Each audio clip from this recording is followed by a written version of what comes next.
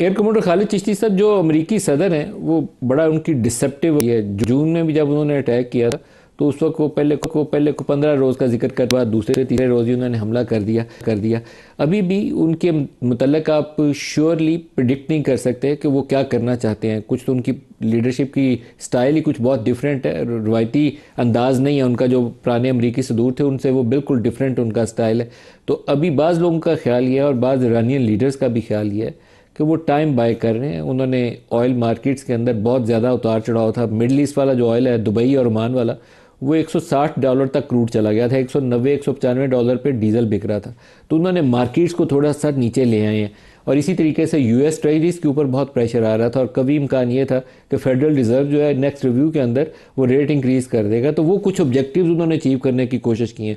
तो अगर तो टॉक्स को वो फॉलो करते हैं सिंसियरली फिर तो बहुत अच्छी बात है, लेकिन अगर वो डिसेप्टिव अप्रोच है, टर्बुलेंस इस रीजन के अंदर, उसके लिए भी तैयार रहना चाहिए। बहुत शुक्रिया मलिक साहब, आपने इनवाइट किया। देखिए, ये तो कोई शक नहीं है, प्रेसिडेंट ट्रम्प का जो टेन्योर 1.25 साल का है, हम ये कह सकते हैं, या कम से कम मैं तो जरूर कहूंगा कि उनकी जो अनप्रिडिक्टेबिलिटी है वही एक प्रिडिक्टेबिलिटी है। यानी वो जाहिर प्रिडिक्टेबल नहीं होते, और वो अनप्रिडिक्टेबिलिटी को as a tool of strategy कह लें, या अभी तो वो टूल ऑफ वॉरफेयर यूज कर रहे हैं कि वो कहते कुछ हैं करते कुछ है। और लास्ट जो अटैक हुआ था जून 2025 में, उसके अंदर भी उन्होंने यही किया था कि वो तीसरे दिन अटैक कर दिया था जब 2 हफ्ते का। अभी भी यही है कि ऑलमोस्ट ओमानी फॉरेन मिनिस्टर कह रहे थे कि हम एक यादगार डील के करीब पहुंच गए हैं, और हमला हो गया फिर। अब जो आपका सवाल है कि या आया टाइम बाय कर रहे हैं, तो मेरा ख्याल है कि ऐसा नहीं है। उसकी वजह यह है कि प्रेसिडेंट ट्रंप के पास इसके अलावा टाइम बाय करके वो क्या डिलीवरेंस करेंगे। प्रेसिडेंट ट्रंप ने पांचवें चौथे हफ्ते में जाकर अभी तक वो एक वॉर ट्रॉफी के करीब भी नहीं है जो उन्होंने अपने लोगों को दिखानी थी। चाहे वो war trophy troops on ground हो, चाहे वो रजीम चेंज हो, चाहे वो न्यूक्लियर रोल बैक हो, चाहे वो फुट ऑन ग्राउंड हो, तो कोई भी ट्रॉफी अभी तक वो अपने लोगों को करीब भी नहीं पहुंचे कि मैं दिखा सकूं और मैं कहूं कि मैं जीत गया, और जिसमें दुनिया भी एग्री करे। अब तो वो ऐसा कोई सोल्यूशन ढूंढ रहे हैं कि मैं अपने लोगों को कहूं कि मैं जीत गया, और ईरानी हुकूमत अपने लोगों को कहे कि हम भी जीत गए। तो ये जो नेगोशिएशन तो इटसेल्फ बात कर रही है कि नेगोशिएशन तो होनी नहीं थी। उनको तो ये पिक्चर दी गई थी कि कुछ अरसे में ईरान को शिकस्त दे दी जाएगी, ईरान माफी मांगेगा, रजीम चेंज शायद दूसरे तीसरे दिन हो जाएगी, हम ईरान को डिसइंटीग्रेट करके डिवाइड कर देंगे, फुट ऑन ग्राउंड करेंगे, फिर अपनी एक रजीम अपनी पसंद की। जो सीरिया जो केस स्टडी तो हमारे सामने है, सीरिया हमारे सामने है, लीबिया हमारे सामने है, इराक हमारे सामने है, तो कोई नया कहीं से फॉर्मूला तो आना नहीं था। तो आई थिंक उनको भी एक इस वक्त रियलाइजेशन हो गई है कि जो ईरान ने कम बैक किया है, जो अपने आप को सरवाइव किया है, वही उसकी विक्ट्री मेरे जैसे लोग गिनते हैं। ईरान ने फतह जीत कर नहीं हासिल करनी, ईरान ने सिर्फ हार ना मान के फतह हासिल करनी है, और अपने आप को सरवाइव करा के करनी है। कम बैक करना एक सरप्राइज था सारी दुनिया के लिए। चौथे हफ्ते में अमेरिका इसराइल की जॉइंट स्ट्रैटेजी, जॉइंट स्ट्राइक्स, और इतनी ज्यादा प्रोहिबिटिव स्ट्राइक्स को कम बैक करना, ईरान ने तो अब नई एक अपनी पोजीशन रीगेन की है कि मेरे हाथ में क्या है। ये पहली दफा स्टेट ऑफ हॉर्मोज उसको पता लगा कि ये तो मेरे हाथ में है। पहली दफा उसको पता लगा कि अगर मेरे बिजली घरों पर अटैक करोगे तो मैं फिर आपके उन बिजली घरों पर करूंगा जो वाटर डिसैलिनेशन वाटर करते हैं सारे कोस्टल एरिया में, 815 के करीब स्टेशन जो करते हैं। मैं उनकी बिजली जब बंद करूंगा तो आपको तो पानी नहीं मिलेगा चौथे दिन या सातवें दिन के बाद, क्योंकि स्टोरेज ही 4 से 7 दिन का है मोस्टली मुल्कों के पास। तो आई थिंक ईरान को एक न्यू फाउंड एडवांटेज मिली है, मेरा मानना यह है, जो कि शायद उसने खुद भी ना रियलाइज की हो कि हमारी इतनी पोजीशन है। क्योंकि अमेरिका समझता था कि हम इतनी ज्यादा प्रोहिबिटिव कॉस्ट इंपोज करेंगे कि कॉम्प्रोमाइज करेगा ईरान। ईरान ने सरवाइव भी किया, और अपनी स्ट्रैटेजी के लिए पॉइंट ऑफ व्यू से ऑप्शंस भी बढ़ा ली हैं कि मैं क्या कुछ कर सकता हूं ताकि मुझे बेहतर नेगोशिएशन की पॉइंट या एडवांटेज मिले। खालिद चिश्ती साहब, इन हालात में दुनिया के सभी मुल्कों को अपने अपने बजट्स के ऊपर नज़र रखनी है, इन्फ्लेशन के ऊपर नज़र रखनी है, अपने अखराजात के ऊपर नज़र रखनी है। आपके ख्याल में क्या तरजीहात होनी चाहिए? कौन कौन से एरियाज हैं जहाँ से पैसे बचाए जा सकते हैं और लोगों को मुश्किलों से बचाया जा सकता है? अच्छा, मैं ये कह रहा था कि दुनिया में जब भी ऐसे क्राइसिस आते हैं तो सबसे पहले ऑब्वियसली लीडर्स को बताना होता है, मैं एग्जांपल सेट करनी होती है। और अगर जहां कहीं भी एक फैट नजर आए या यहाँ वो कॉम्प्रोमाइजेस कर सकते हैं। जो मिफ्ता साहब ब्रेक से पहले बिल्कुल ठीक कह रहे थे कि अब एक गरीब बंदे ने मोटरसाइकिल में अगर पेट्रोल डलवाना है तो उसको मैं कहूँ कि नहीं, तुम इतने परसेंट ऑब्वियसली 55 रुपीज या महंगा हो जाए, तो मुझे अगर ये नजर ना आए कि लीडर ने मेरे कोई कॉम्प्रोमाइज किया है या वो भी सेक्रीफाइस, तो आई थिंक जहां जहां है, और हम जानते हैं कि बहुत ज्यादा लेविश है कुछ एरियाज जिसके अंदर ऐसे क्राइसिस के अंदर एक अच्छी मिसाल सेट की जा सकती है। बल्कि हम तो ये कहेंगे कि ये परमानेंट नेचर की होनी चाहिए, जहां हैव और हैव नॉट का गैप कम से कम होगा, तो उतना ही ज्यादा एक एलिमेंट ऑफ जो डिसअपॉइंटमेंट कह लें या फ्रस्ट्रेशन की बजाय लोग पॉजिटिव होंगे कि हम as a team obviously suffering कर रहे हैं।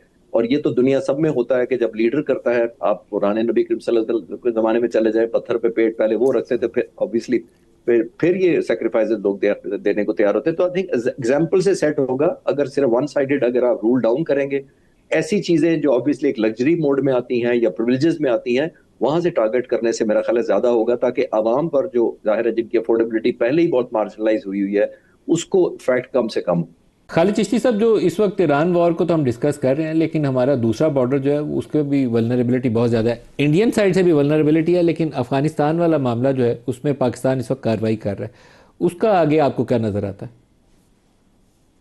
मलिक साहब देखिए, वो तो कई दफा मैंने अर्ज किया कि वो हमारी चॉइस का नहीं है, प्रेफर्ड ऑप्शन नहीं थी कि हम उधर स्ट्राइक करें, लेकिन एक ऑब्लिगेशन थी, वो हमने की भी है।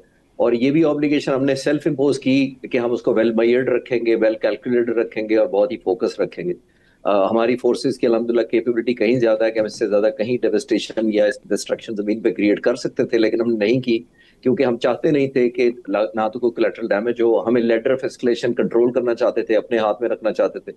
जितनी टारगेटिंग हुई है, मैं आपको कंफर्म कर सकता हूँ, मेरे पास काफी सारा डाटा है कि वो सारी की सारी बहुत ही कैलकुलेटेड करके, री वेरीफाई करके, वेरीफाइबल रिसोर्सेज से करके वो प्लानिंग की गई थी। कोई नीजक पे नहीं की गई थी, कोई इसलिए नहीं की गई थी कि हमारे पास इतनी डिस्ट्रक्शन की एबिलिटी तो हम सारी न्यूट्रलाइज कर दें। एक चीज जो मिस रिपोर्ट किया जाता है खासतौर पर इंडिया के और वेस्टर्न मीडिया के ऊपर, के कोलैटरल डैमेज हुआ, सारी दुनिया पहुंच जाती है कि जी मेंटली ये रिहैबिलिटेशन सेंटर था। तो इमाम बारगाह के अंदर तो ऐसे लोग नहीं थे जो मेंटली रिहैबिलिटेशन कर रहे थे, वो तो नमाज अदा करने गए थे। तो उस तरफ कोई फोकस नहीं करता, नंबर वन। नंबर टू, एक मोस्ट इंपॉर्टेंट चीज ये है कि देखिए, हम जितनी कैलकुलेशन के साथ कर रहे हैं उतनी शायद ही कोई करता हो जिसके पास ये ऑप्शंस हो के हमें। मैं अक्सर ये बताता हूं कि हमारे पास एक ऑप्शन एज अ फाइटर जहाजों के पास होती है, जनरल पर्पस बॉम्ब गिराना, जीपी बॉम्ब उसको कहते हैं, जो एरिया बॉम्ब होता है। उसके अंदर आप मैनिफेस्ट नहीं कर सकते प्रिसीजन को, वो सस्ता बॉम्ब होता है, हम खुद बना रहे हैं पाकिस्तान में, हम वो यूज नहीं कर रहे। वो इसलिए नहीं कर रहे कि उसके रिस्क होता है एलिमेंट ऑफ कोलैटरल डैमेज का। हम प्रिसीजन गाइडेड मुनिशन, उसको हम पीजीएम कहते हैं, वो महंगा भी होता है, लेकिन उसका एडवांटेज ये होता है कि वो बहुत ही प्रिसाइज करता है। मैं आपको प्लानिंग का कंफर्म कर सकता हूं कि जब उनके कंपाउंड्स की, जो वेयर अबाउट्स की, ट्रेनिंग सेंटर्स की, जो स्टोरेज है उनके डिपोज की कैलकुलेशन की जाती है कि हम डिग्री ऑफ डिस्ट्रक्शन क्या चाहते हैं क्रिएट करना, फिर उसके मुकाबले के बॉम्ब किए जाते हैं, डिसाइड या सिलेक्ट करके इंस्टॉल किए जाते हैं, ताकि कोलैटरल डैमेज भी ना हो और वेस्ट ऑफ एमिनेशन ना हो और ह्यूमन लाइफ को रिस्क में ना डाले। इतनी जिम्मेदारी से कोई नहीं करता। मैं भी बड़ी दुनिया की स्ट्रैटेजी पढ़ाई, तो कोई नहीं करता। हम इतनी जिम्मेदारी से कर रहे हैं, लेकिन जाहिर है मीडिया बहुत ज्यादा वेस्ट के हाथ में है, हिंदुस्तान का बहुत बड़ा इन्फ्लुएंस है, 55% आईटी आउटसोर्सिंग दुनिया की हिंदुस्तान के पास है, तो वो अपना रोल उस पॉइंट ऑफ व्यू से कन्वे कर रहे हैं। लेकिन हमें भी और आप जैसी आवाज के साथ मिलकर हमें कहते रहना चाहिए कि बहुत रिस्पॉन्सिबल है। बैरिस्टर अकील साहब से भी इस पे सवाल पूछ लें। बैरिस्टर अकील साहब, इस मामले में भी बेहतरी आनी चाहिए, वहाँ से टेररिज्म रुकनी चाहिए 100%, और जो करना चाहिए हमें ज़रूर करना चाहिए, और कोई रास्ता भी निकलना चाहिए ताकि सॉर्ट आउट हो जाए मामला।